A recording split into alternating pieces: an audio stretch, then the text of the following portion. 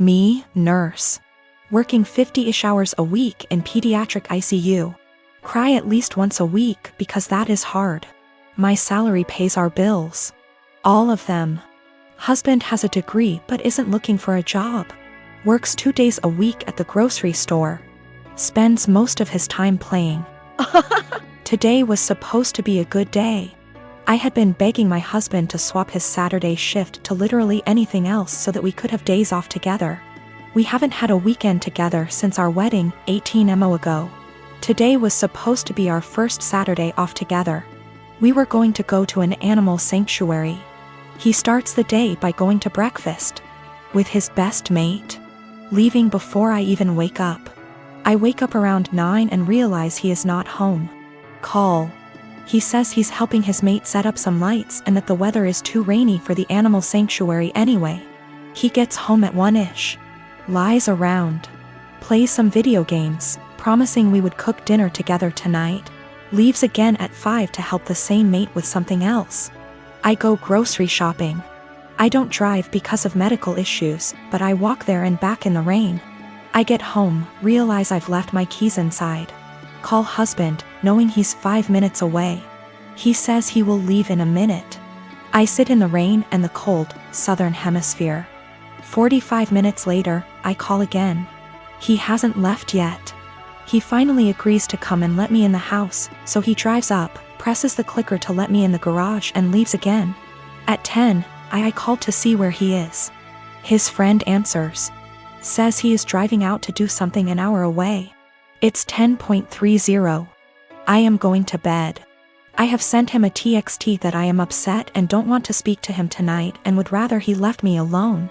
As far as I am concerned, if he can't value me more than his best mate on the first day off he and I have shared in a year and a half, he can go sleep in his bed instead.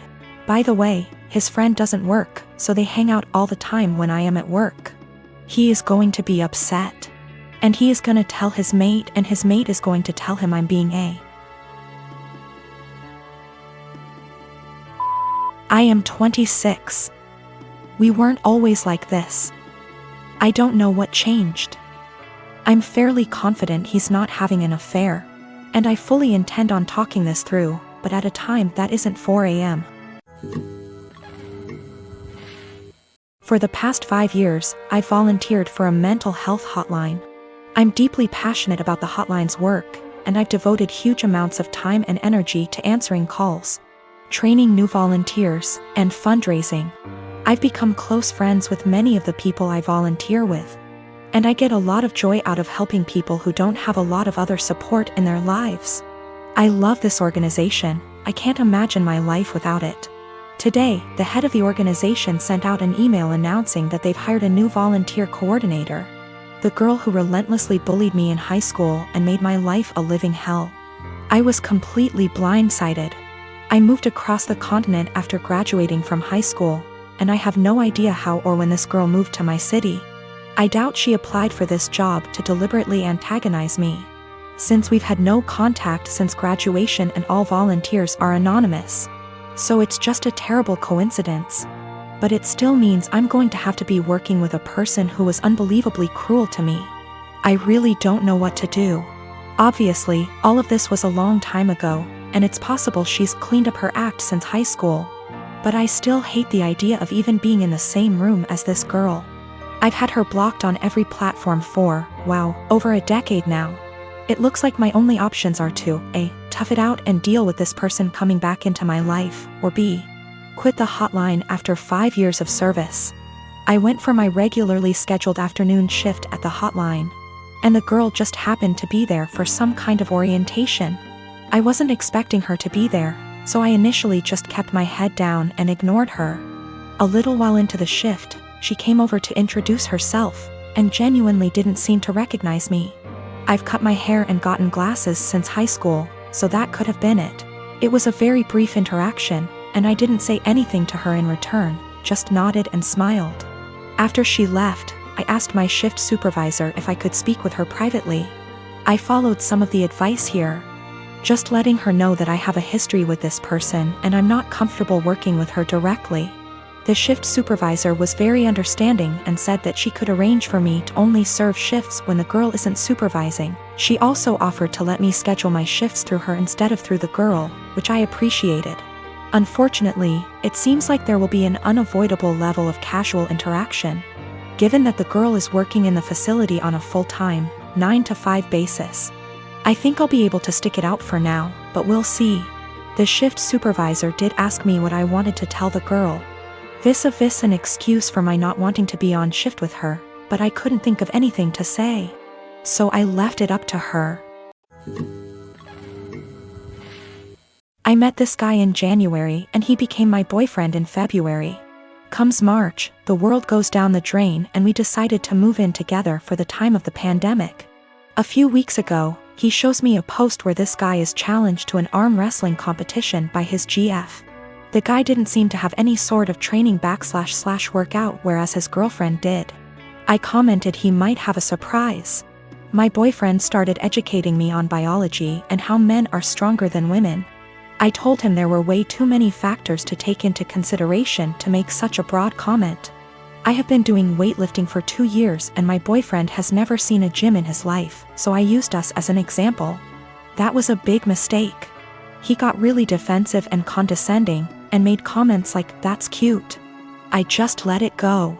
Fast forward to yesterday.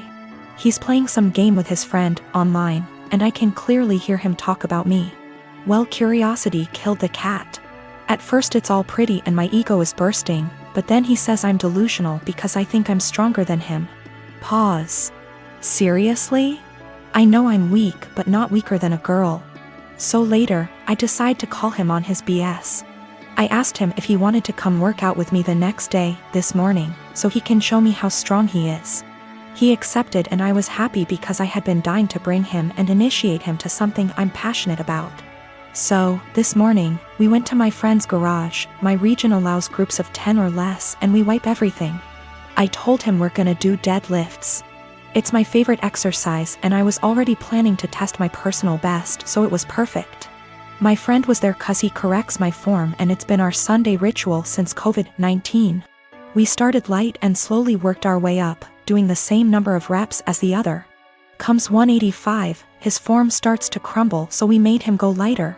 But 185 really isn't that much for me, so I kept stacking the plates. He looked very supportive and impressed the whole time. I ended up beating my personal best at 265.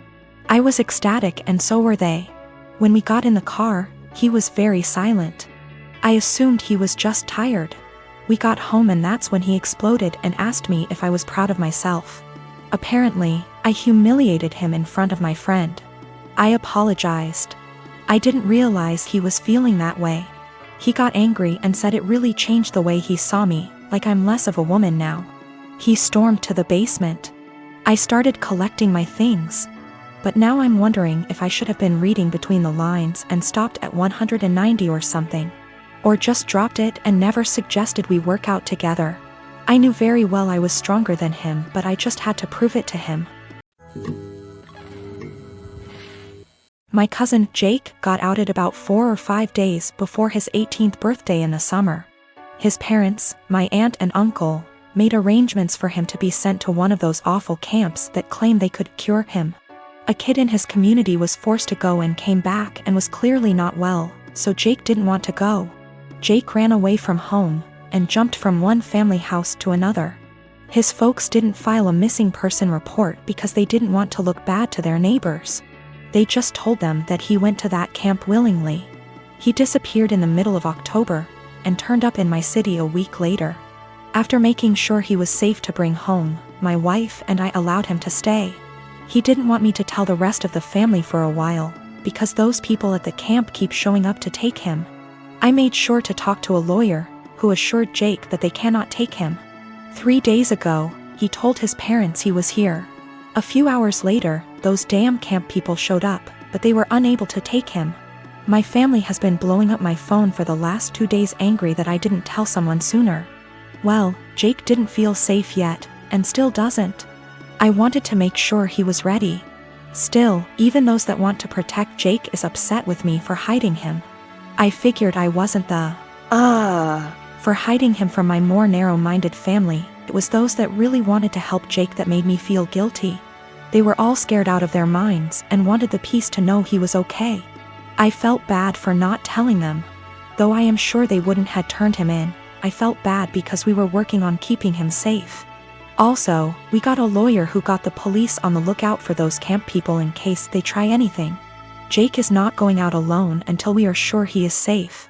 We are looking on how to get his paperwork, like his birth certificate, here because no way he trusts his parents to just hand them over. My granny-in-law is talking to some people that could help.